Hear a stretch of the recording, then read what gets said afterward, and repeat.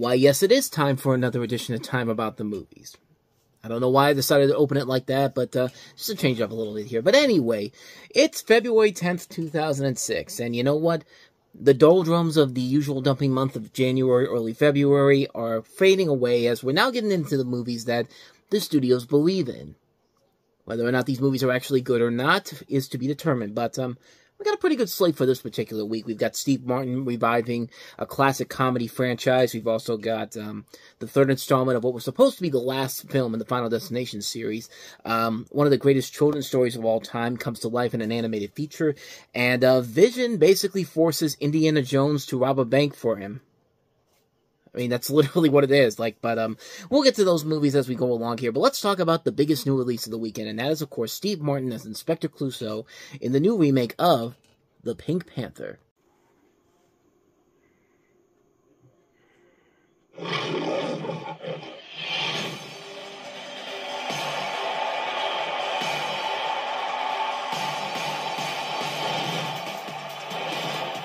Somewhere in this arena, in front of 60,000 screaming fans, the crime of the century has been committed, and only one man can solve it. Officer Jacques Clouseau, gendarme, third class. Ah! That had to hurt. He's got a partner. Without warning, I will attack you. In this way, I will keep you vigilant and alert. Good one. Thank you. He's got a clue. He was just found dead. Was it fatal? Yes. How fatal? Completely. And he'll stop at nothing to crack the case. Steve Martin, Kevin Kline, I see you have one of these collapsible pointers. You just snap it and Beyonce Knowles. Here she is. Newspapers! The Pink Panther. So yeah, this is a remake, of course, of the classic 1960s Pink Panther movies that made Peter Sellers. You know, he made those movies, the great movies that they were, not only with him and Blake Edwards, but, you know, the original Pink Panther is one of my favorite comedies of all time. So, yeah, needless to say, there is a lot going into this movie, and not surprisingly, the film didn't do so well with critics, but it did eventually become a success at the box office, even though it was tossed around the release schedule for a little bit here. But then again, that was mostly because of what was going on with MGM itself, because they were kind of in the middle of, you know, abandoning their solo studio status and working with other studios in general. I think around this time they were with Sony Pictures, and that's why the movie kept getting pushed around here. That trailer I showed you, though, is from actually late 2004, and I remember that because I saw that trailer during Lemony Snicket's A Series of Unfortunate Events back in December of 2004. But in this movie, you have Steve Martin as Inspector Jacques Clouseau, who's assigned to solve the murder of a famous soccer coach, as you see there, played by Jason Bateman. Not Jason Bateman, good lord, Jason Statham. Sorry. Jason Statham is the soccer coach, and the theft of the famous Pink Panther diamond. You also have Kevin Kline as Commissioner Dreyfus, Chief Inspector Dreyfus. You also have Beyonce Knowles. You have Emily Mortimer playing the girlfriend of Steve Martin's character in this, and Jean Reno as his partner. And this was directed by Sean Levy. This is actually one of his two movies released in 2006. But then again, this was a film that was pushed back from originally 2005 release, because later in the year we had Night at the Museum. But, you know, I've kind of talked a little bit about the Pink Panther on this particular show when we looked at Son of the Pink Panther back in '93. And yeah, it wasn't a great movie overall. But this one, I still don't think it's a great movie. It's definitely not the original Pink Panther, because the original Pink Panther still is very, very good and still very, very well done. The Peter Sellers movies are classics. You can never do anything really to replicate them or do something new or do something different with them. I mean, you would really need to get somebody like a Taika Waititi, or, you know, get somebody like a Lin-Manuel Miranda to play Inspector Clouseau. You need to just do something unique and different with the Pink Panther to really give it a good, refreshing revival for a new generation. I think they are still working on one, but it's going to be like a live-action CG hybrid, which I don't know. Like, I'm not the biggest supporter of that idea in general here. But for this movie in particular, I think they did a good enough job. And I think it works mostly because Steve Martin is very committed to the role of Inspector Clouseau. I think the cast overall really is good. I think there is a lot of good talent involved in here. You know, Kevin Kline will usually never turn in a bad performance in a movie, even if it's a bad film in general. You know, John Reno has a great chemistry with Martin as his partner in this. Emily Mortimer has a nice little role in here playing the girlfriend to Clouseau in this. And Beyonce Knowles, like, she doesn't really have a whole lot to do in general, but in the little scenes that she's in, I thought she was okay in here too. Like there's a lot of great overall bits of entertainment value in the movie. There's a lot of good comedic moments in here that do work in general. Do I think it's on the level of what the original classics were like? No, but I think for what they were trying to do, I think it's very well done. Like, there's one scene I always remember from this where, like, it's like this random subplot that kind of comes out of nowhere, you know. Clouseau goes to this bar at this fancy restaurant and sees, this guy who is played by Clive Owen. He was in, like, an uncredited role. I guess they were trying to make him look like he's James Bond because he's an MI6 agent, and I don't know if he was rumored to be James Bond at some point, or maybe this was kind of a joke in general to that, but, you know, there's this random moment where, you know, he goes to him and he's just like, inside of there, there's these bad guys known as the Gas Mask Bandits, and Steve Martin goes like, "Oh my God, the Gas Mask Bandits!" And, like, for some reason, Clive Owen's the one that does the job for him, and he all of a sudden becomes a hero, and it's just like, it just really comes out of nowhere. But it works because Clive Owen is so committed to the role, and again, it's Steve Martin that really is putting all the effort into it. Like, it's a film that is can be well done at times, but like, it definitely feels like a film that very much was chopped up, because supposedly this was supposed to have more of a raunchier tone to it. I think that the reason why this film got pushed back, as I'm looking at here, is that it was actually Sony who did this when they picked up MGM. They said that it was heavily edited and key scenes were reshot in an effort to create a more family-friendly feature, which the original Pink Panther is not really much of a family-friendly feature. I know it's got the G rating, but then again, it was a 1960s movie. Even the most hardcore movie that would be PG-13 nowadays got a G rating back in the day. Hell, I think there were horror movies back in the day that had G ratings to them. I mean, that's how lax the MPAA rating system was back in the day. But as it says here, with the recent acquisition of MGM at the time, we wanted to give our marketing department an opportunity to launch this very important franchise. We've seen the movie, we really love the film, it's a franchise we believe in, and we're really excited about it, and Steve Martin is great as Clouseau. Well, I mean, they're kind of right on some elements to it, but I really would like to see that raunchier version of it. I mean, I feel like that this film could have been so much better if they went with a more raunchier tone with it. Like, this director, Sean Levy, we've talked about his movies before. He's a good comfort food director. Like, he's a guy that never really has to go above and beyond, except when he does. It usually will deliver a mostly entertaining film. I'm not expecting him to do anything that grand or spectacular or anything. I mean, nowadays we can probably expect it because he's worked so well with Ryan Reynolds with a couple of movies that he's done with Free Guy, The Adam Project, and recently, as at the time that's coming out, Deadpool and Wolverine. But, you know, it feels like when you watch this, you do feel like Sean Levy has an idea about how to make the Pink Panther work for modern times. I mean, it does feel like he has a love affair for the Pink Panther series in general when you watch the film and also watch the deleted stuff that you can see. There was originally supposed to be the CG version of the opening animated credits, which they use more of a 2D animation style here that's made by Kurtz and Friends, who have done a lot of opening credit sequences in the past. I think they did Honey, I Blew Up the Kid back in the 90s, but, like, he has a clear idea of how to modernize the Pink Panther for a new generation, and it really would have been interesting to see what he would have done, what this film would have been like if they went with a more raunchier tone to the film. But as it is, like, the family-friendly route, I personally don't like the fact that it goes down that route, but as it is, I think it's fine for what it is. I think it is a very solid film overall. I think it's a very entertaining film that if you go into it with the right mindset with it, I think you can find a lot there to appreciate about the movie. I think there is a lot there to really like about it, and I personally really enjoy it. I still think it holds up after all these years. It still has a lot of funny moments in there that I still think do hold up very well. But as far as saying it's a great movie, I'm not going to go that far. I would say watch the original Peter Sellers movies first before you delve into these films. But this is definitely a lot better than what they tried to do after Sellers died. Like, you know, Curse the Pink Panther and then Son of the Pink Panther.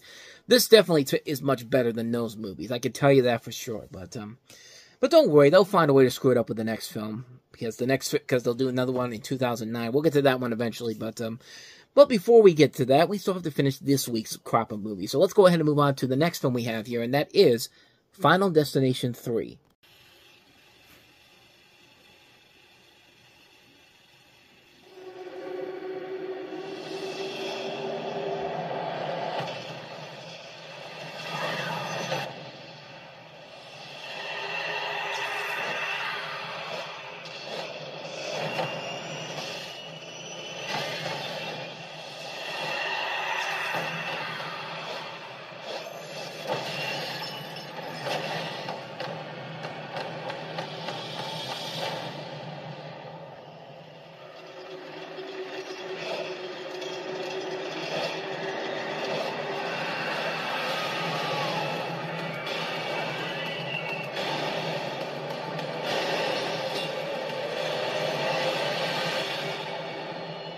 The ones who got off that roller coaster are still going to die.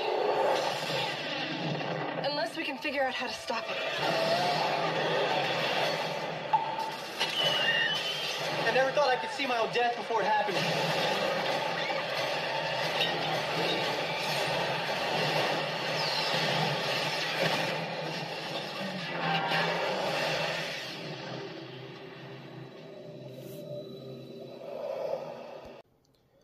So yeah, the whole idea of setting this up as the Final Destination movie, which, it's funny how a Final Destination movie has more than one movie attached to it, and, I think I made that joke back in Final Destination 2, but Final Destination 3 was marketed back then as the last Final Destination movie, but of course, that is not the case, because now we've had 2 movies since then, and a 6th one I think is actually already finished and ready to come out at some point, but in this movie, you have Mary Elizabeth Winstead and Ryan Merriman. They're high school graduates. Winstead's character has a premonition that a roller coaster she and her classmates are riding will derail. Although she saves some of them, death begins hunting the survivors. Wendy realizes that photographs she took at the amusement park contain clues about her classmates' deaths, with survivor and friend Kevin. Wendy tries to use this knowledge to say the rest of the survivors are ruined death schemes. The first 2 movies did a pretty good job of making the story make sense, even though a lot of the reasons why the film keeps going would make no sense whatsoever, because once those people get off of what they were supposed to die from, that should take away the idea, that should take away the overall threat. I mean, in the first movie, Devon Sawa's character, of course, is the one who, he sees the premonition that they're going to die on an airplane. All their friends get off. So that should stop the plane from exploding, and yet somehow it explodes. Kind of like in the second movie too, with the highway scene, like the girl sees the premonition about the highway, and she gets to the second chance and says and decides to get the hell out of the way, but only this time there is still a casualty to that film. So they do kind of up the ante in this movie. The logic in this movie completely flies out the door, because she has the premonition about the roller coaster going off in graphic detail, mind you. They get off, and then all of a sudden the coaster still goes on that collision, and it doesn't make any sense whatsoever why that happens. The logic in this movie just goes all over the place. This movie is notable for the one scene where you have the 2, I guess, Paris Hilton, Nicole Richie knockoffs, because that's literally what they look like. They go into the tanning bed, and they get stuck inside the tanning bed.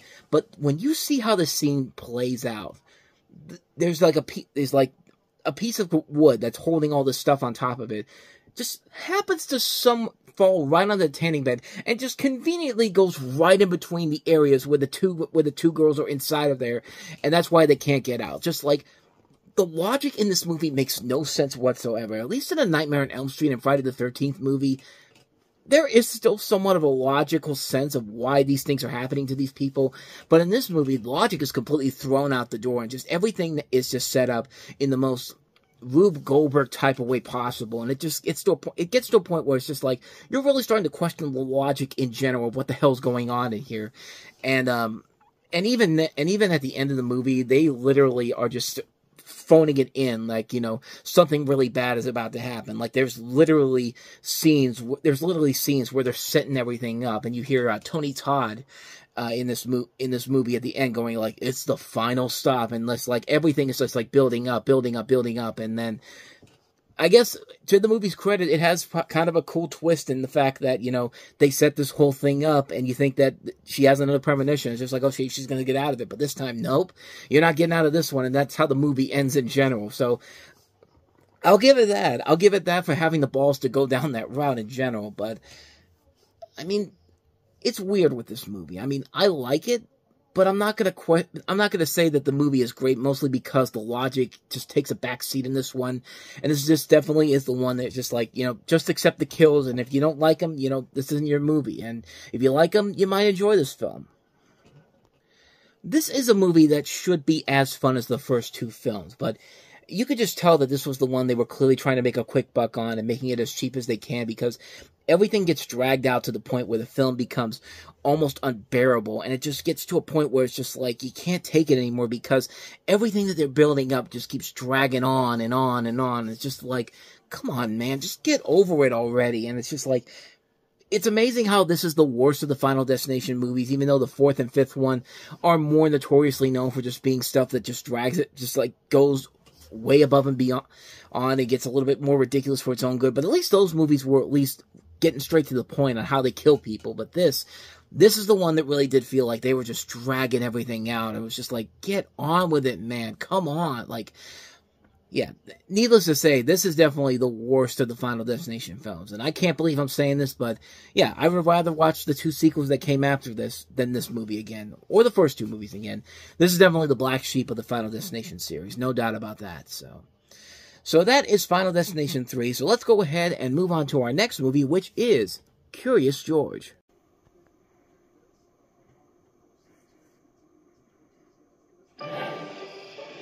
In all of the jungle, no creature is as curious as George. If there's a laugh, he's up for it. If there's trouble, he's behind it. And if there's a chance for adventure, can I have my hat, please? He's into it. Peekaboo. Oh, boo. This was fun. I gotta go. But George is about to discover just how far curiosity can take him. You followed me all the way from Africa? Now, he's in a whole new world. And still up to his same old tricks. Oh, boy. I'm gonna want to put the cucumbers back on. Hey, that was fun. Bye-bye. From producer Ron Howard and Imagine Entertainment. Mr. George is floating away. Hang on, little fella. I'm coming for you. Oh, my. Comes a comedy that proves there's no end to what you can discover. George! When you're curious.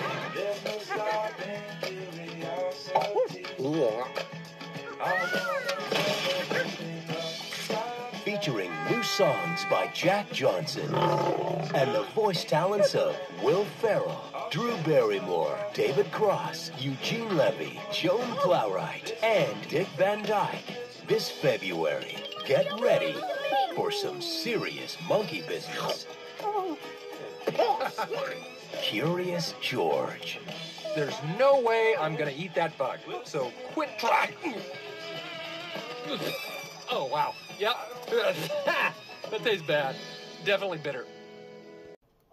I think, honestly, the most interesting thing about this movie is the fact that this is a straightforward 2D animated feature where Universal really did everything they could to promote this movie and make it a hit, and it worked, sort of. The box office results were not that strong, but then again, most kids' movies in February don't really open up that big in particular. I mean, you really need a really good a really big new movie to open up around this time to get kids really invested to come to the theater. And this was kind of pushing it, but still made for a really great movie in general. And the story, of course, based off the series of children's books, follows the man with the yellow hat, who's named Ted in here, played by Will Ferrell, who's a tour guide at the museum, who first befriends a curious monkey named George, and starts going on adventures with him around the city while attempting to save the museum from closure. And most notably, it's the first theatrical animated release from Universal since Balto came out in '95. Keep in mind, this was still about 5 years from before Universal eventually partnered up with Illumination Entertainment with Despicable Me. And this is the first feature film for Imagine Entertainment. And it actually was a project that was in development hell for several years, as this was a film that Ron Howard's company had since 1992. And it was probably convinced years before that, probably as a live-action CG film in general here. But then here they go with a more traditional animation with CG stuff, scenery and objects that make up 20% of the environment, according to Wikipedia here. And of course, as the trailer says, there's songs by Jack Johnson, which the soundtrack was a much bigger hit, I think, than the movie was. And the soundtrack is really, really good. A lot of great songs that you still listen to. You could still hear if you listen to the music in your grocery stores. I know that for certain because I work in a grocery store. But this is a really good movie, man. This is a film that is not just from an animation perspective, which is really great to see a big 2D animated feature on the big screen once again. Of course, I went to see this on the same day as the Pink Panther, and I thought it was definitely worth it in the end. But you know, overall, the movie really is a nice tribute and love letter to the book series in general, because, I mean, you really do buy into the relationship of George and Ted in here. Like, you really do believe that Will Ferrell's character does care about this monkey, you know, throughout the course of the film. And yeah, you know, it's a really nice story they have together here. I think the voice cast overall is really good. Will Ferrell, I think, does a very good job in the role of Ted. Even though there are those Will Ferrell mannerisms at times, you know, screaming at the top of his lungs, because why not? Because this is around the time when he was known for doing that. You know, Drew Barrymore has a nice little role in here. David Cross is a fun little villain role in here. Eugene Levy can be good in here, too. Dick Van Dyke has a nice little fun role in here as well. This is directed by Matthew O'Callaghan, too, who also did a lot of stuff you might be familiar with, like the Itsy Bitsy Spider short from Bebe's Kids. He also did Mickey's Once Upon a Christmas and the sequel Mickey's Twice Upon a Christmas.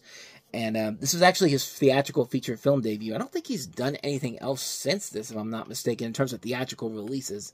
Now I'm kind of curious here. Let me see. I think this is the only theatrical feature film he's directed. But he has done a lot of other stuff you might be familiar with since then. He did stuff for, you know, Cinderella 3, A Twist in Time. He did stuff for Disney's A Christmas Carol. He did those Wile E. Coyote shorts that used to play in 3D in front of Warner Brothers movies. He did a lot of the Looney Tunes 3D shorts they did, like in the early 2000s. But he's done a lot of stuff that you probably have seen before. And, you know, this is a really, really good movie, man. I really enjoyed this one a lot. Even if you're not a big fan of the book series in general, there's just so much to admire about this film in general, from just the storytelling, the animation perspective, the voice casting. It's a nice little film. Like, I think anybody, not just kids, but adults can enjoy it as well. And it just takes you back to a time when this was around the time when 2D animated features were less of what they used to be back in the day. And to see one that really is very well done and works very well to capture the spirit of the book series, I mean, it's kind of hard not to be impressed by it whatsoever. It's a very good film. One I can't recommend enough. If you haven't seen Curious George, definitely check it out. It is definitely more than worth a watch. So let's go ahead and move on to our last film we have here, and that is Harrison Ford in Firewall. She has beautiful eyes, your daughter. They'll take your family. If your husband doesn't do exactly as I ask, I will kill you and your 2 children. They'll take your life. I spent 20 years trying to protect this bank. Find me a way in. On February 10th. When is Daddy coming home? They're already inside. What's going on? Dad, do whatever you can to save the children. Hang on, baby. Firewall. Rated PG-13. Starts Friday, February 10th. That one time when Vision just completely went evil and just tried to force Indiana Jones to help him rob a bank. I mean, that's literally what the movie is. You have a story where you have, as a bid to pay off his family's ransom, a security specialist named Jack Stanfield, played by Harrison Ford, is forced into robbing a bank that he's protecting. His family gets kidnapped and taken to the middle of nowhere, and it's up to Jack to rescue his family and get the money back. It's also funny because this is the same director that worked with Paul Bettany on Wimbledon, so this is also kind of a sequel. Like, if he and Kirsten Dunst didn't work out in the end, this was basically what his character eventually became, just a bank robber in general.